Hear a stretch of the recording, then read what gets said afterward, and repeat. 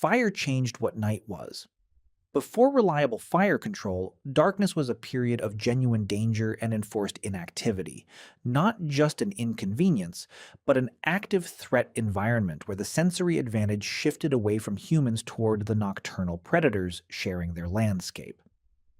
After fire, darkness became something genuinely new in the history of animal behavior, a managed environment, a space that could be made safe enough to inhabit actively, warm enough to be comfortable in, and socially rich enough to produce something that daytime simply couldn't.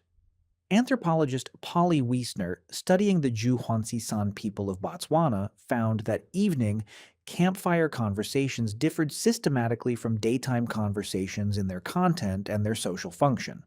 Daytime talk was primarily about practical matters: food, tools, camp logistics, immediate social problems. Nighttime conversations around the fire were different in kind. They contained dramatically more storytelling, more discussion of distant people and absent individuals, more humor, and more explicitly moral and social content. The campfire, in other words, wasn't just light and warmth. It was the first media environment, a technology that created conditions for a specific kind of social and cognitive activity that couldn't happen anywhere else. Let's start with the fire itself, because the transformation it represented is genuinely difficult to overstate if you try to actually imagine what night was like without it. Early hominins before reliable fire control were in a worse sensory position than most of their predators during the hours of darkness. Human vision in low light is adequate at best, and the dark and quiet of a night without fire was not just uncomfortable, but actively dangerous. The behavioral response to this danger was the communal sleep arrangement we've discussed in previous videos: huddling together, sleeping in shifts of watchfulness, using social group size as a collective defense against predators that preferred to attack isolated individuals. But this arrangement meant that night was primarily a period to survive rather than to use. Reliable fire control, which appears in the archaeological record in more robust forms somewhere around 400,000 years ago and increasingly so with Homo sapiens, created a radical reorganization of the night. Fire produces light that extends the usable day into the dark hours. It produces heat that makes sitting still in cool or cold outdoor environments comfortable enough to sustain extended social activity.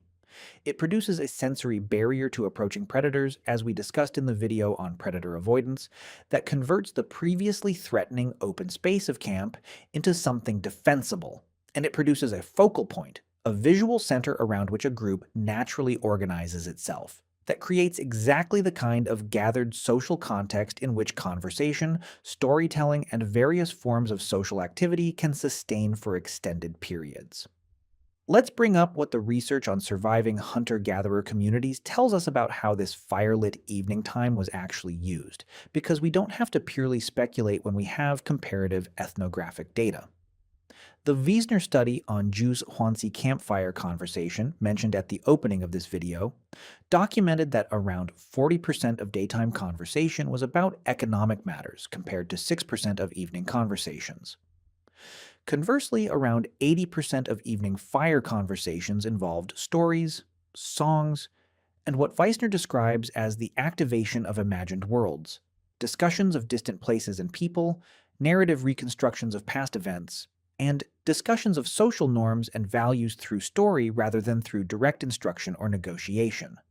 This is a genuinely remarkable finding. The transition from day to night, from practical activity to firelit gathering, produced a systematic shift in cognitive and social mode, from operational to narrative, from immediate to distant, from practical to moral and imaginative.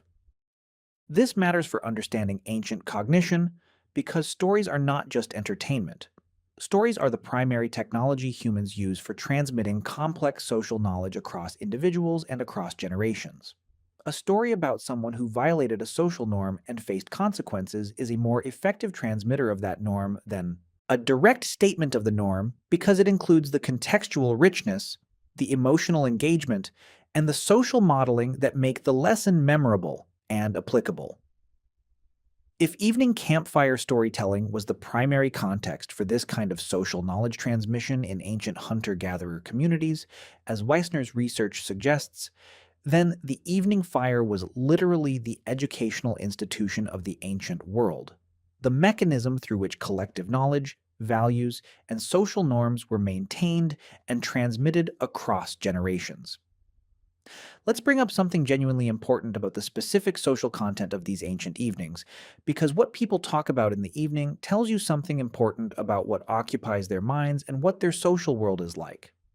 Weissner's research found that evening conversations frequently involved discussions of individuals who were not present, people in other bands, relatives living elsewhere, people from the past being discussed through story.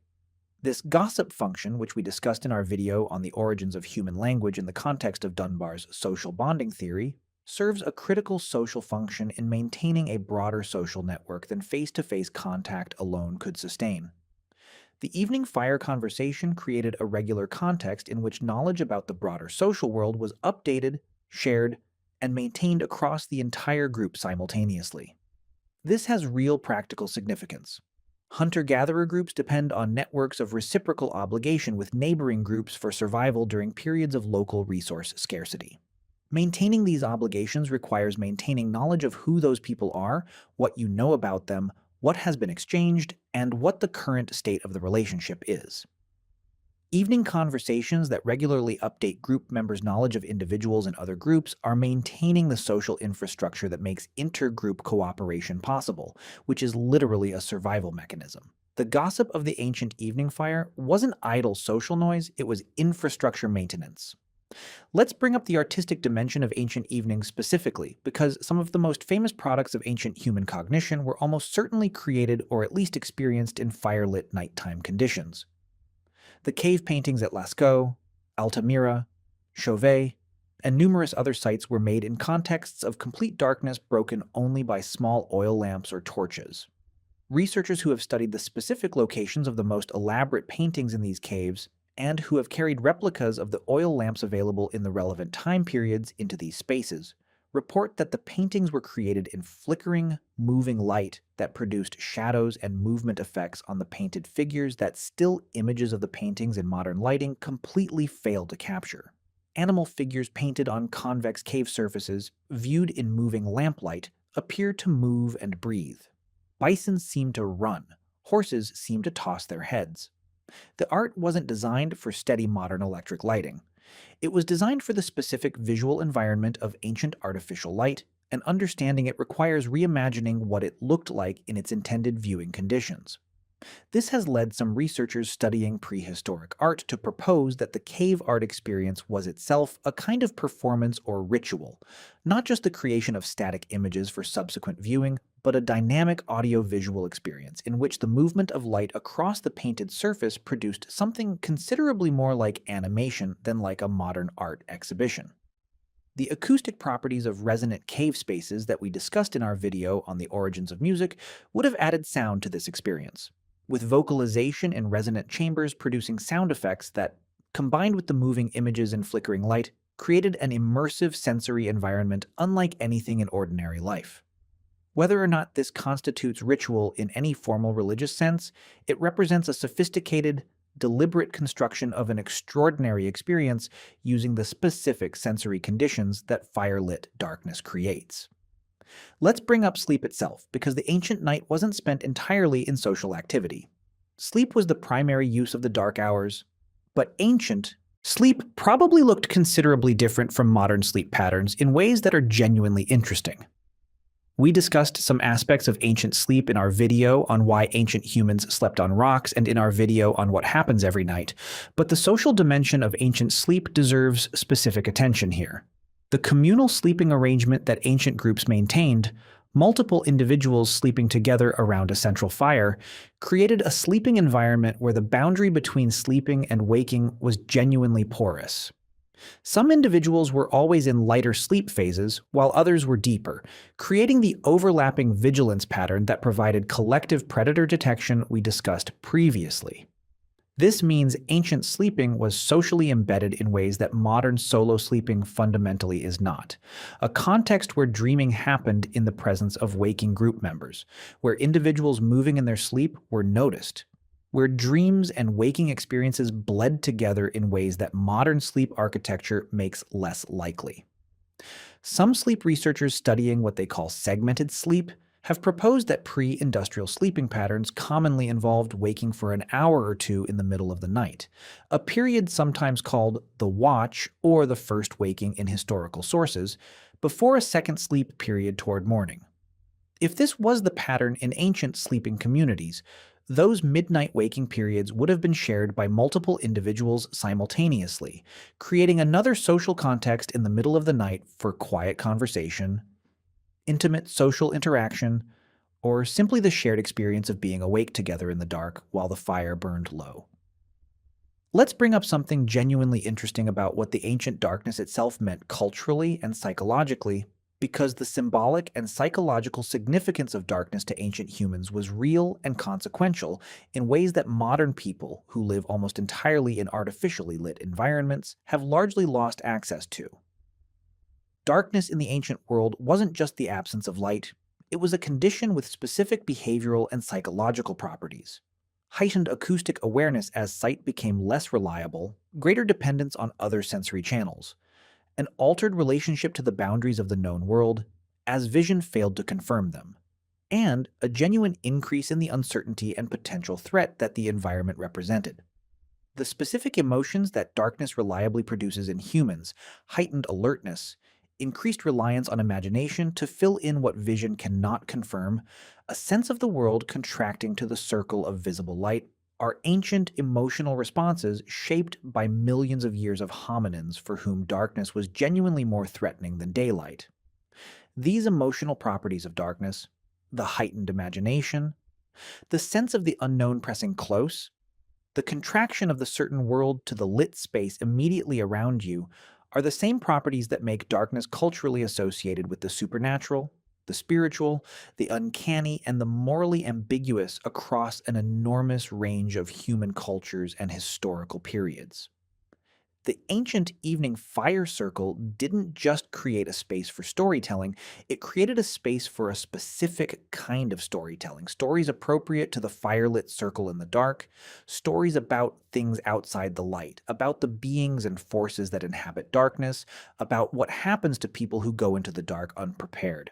These are the stories that deal with the specifically ancient problem of the dangerous night, and they appear in one form or another in the oral traditions of every human culture that has ever been studied.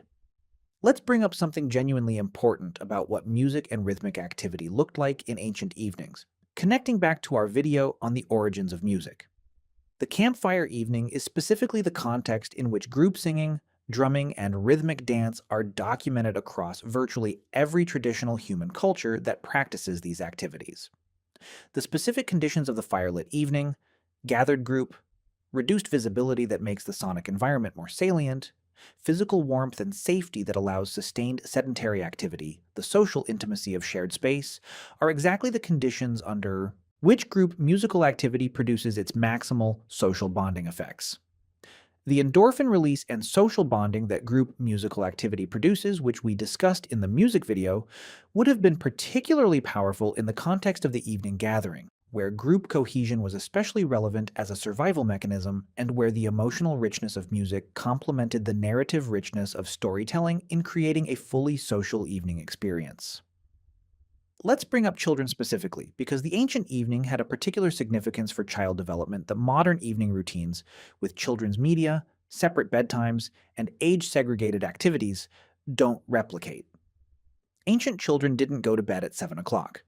They participated in the evening social gathering until they fell asleep at or near the fire, surrounded by the voices of adults telling stories, singing, discussing the social world. This meant that children's exposure to the full range of adult social and narrative content happened continuously from early childhood, not filtered through age-appropriate programming, but through direct participation in the actual evening social life of the group. The stories told to the whole group in the evening were stories that children heard, and those stories included not just the pleasant ones, but the moral warnings, the accounts of danger and conflict, the complex narratives about how people should treat each other that served as the primary ethical education of the group. Let's bring up something genuinely fascinating about what tool maintenance and craft work looked like in the evening context, because not all evening time was social in the conversational or musical sense. The flickering light of a fire is sufficient for careful handwork, particularly on familiar tasks that require more tactile than visual feedback.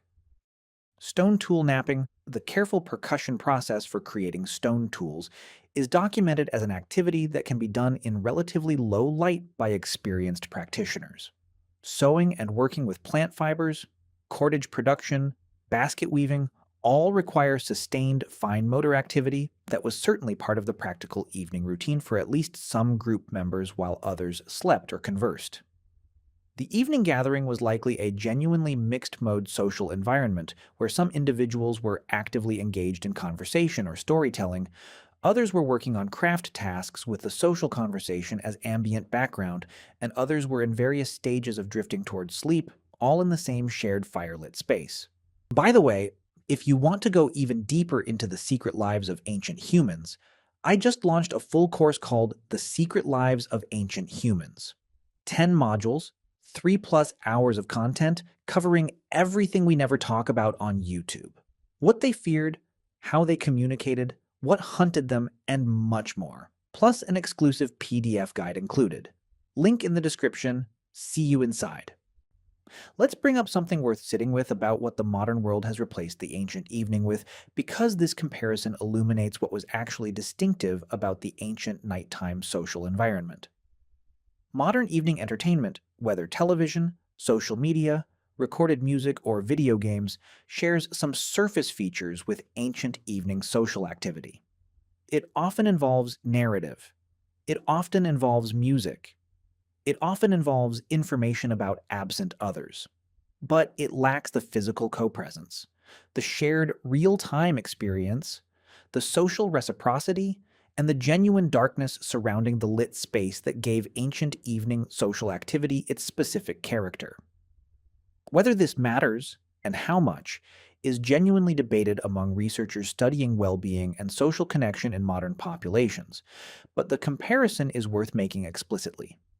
Modern evenings have successfully replaced the practical functions of ancient evenings: the warmth, the light, the entertainment, while replacing the social functions with something structurally different enough that the replacement isn't complete. Let's bring up something genuinely important about the role of the elder population, specifically in ancient evenings. Because the evening fire gathering was the context in which the social authority and knowledge of older individuals was most actively exercised. In a society without writing, the individuals who had accumulated the most experience, the most knowledge of the land and the resources and the social relationships across a wide geographic area, were the most valuable knowledge repositories the group possessed. The evening gathering was the primary context in which that accumulated knowledge was shared, in the form of stories about what happened in past seasons, about resource. Locations remembered from years ago, about social relationships and obligations spanning decades of accumulated interaction. The elder at the fire who remembered the drought of 30 years ago, and where the group found water during it, possessed information that could save lives if correctly transmitted. And the evening storytelling context was the mechanism for that transmission. This gives the ancient evening a genuinely institutional character that modern evening activities largely lack. The evening gathering wasn't just pleasant social time, it was the primary educational and archival function of the group, maintaining and transmitting across generations the collective knowledge that individual memory alone couldn't preserve. When researchers trace the depth and accuracy of oral traditions in cultures that have maintained them across many generations, they consistently find that the sustained, socially embedded, emotionally engaging evening storytelling context produces genuinely reliable transmission of factual content alongside the narrative framework, preserving geographical, ecological, and social information in ways that have been confirmed by independent archaeological and ecological research in numerous documented cases. Let's also bring up something worth noting about the specific emotional texture of the ancient evening, because this is a dimension that's easy to overlook when thinking about the functional aspects of campfire social life. The ancient evening was probably the warmest, most emotionally intimate, and most socially secure part of the ancient day. The work of food acquisition, the physical demands of movement, the tension of potential predator encounters, the social negotiations of daytime activity were completed. The group was together, physically warm, presumably fed, safe behind the fire. This combination of physical safety, warmth, satiety, and social intimacy is essentially the recipe for what humans across cultures report as comfort, and the specific conditions of the firelit evening created it reliably in a way that daytime activity largely couldn't. The emotional security of the evening gathering would have been the context in which social bonds were most actively expressed and reinforced, where humor was most freely exchanged, where physical affection between group members was most natural, where the specific social comfort of belonging to a group that you trust and that trusts you was most fully experienced. This emotional dimension of the ancient evening is worth taking seriously as a functional component of group life rather than treating it as mere pleasant surplus. Groups that experienced this kind of shared emotional security in evening gatherings were likely more cohesive, more cooperative, and more loyal to each other in contexts where that loyalty mattered for survival than groups that lacked it. The pleasant evening was producing social capital with genuine survival value. Finally, let's bring up something genuinely worth sitting with about how radically the ancient evening differed from almost any modern substitute for it. The specific combination of factors that characterized the ancient evening: darkness pressing close around a limited warm light source, the entire group present and physically together, no distractions or alternative entertainment available, shared dependence on collective safety, a social context that had been continuous for a lifetime with the same people, produces something that almost no modern social environment replicates even approximately. We have devices that provide light and entertainment and connection to distant others. We don't have the ancient evening, and the research on social connection, loneliness, and the specific benefits of close group face-to-face social engagement in modern populations suggests that whatever the ancient evening was providing, the modern substitutes are providing it only partially, at best. The things humans do after dark have changed enormously.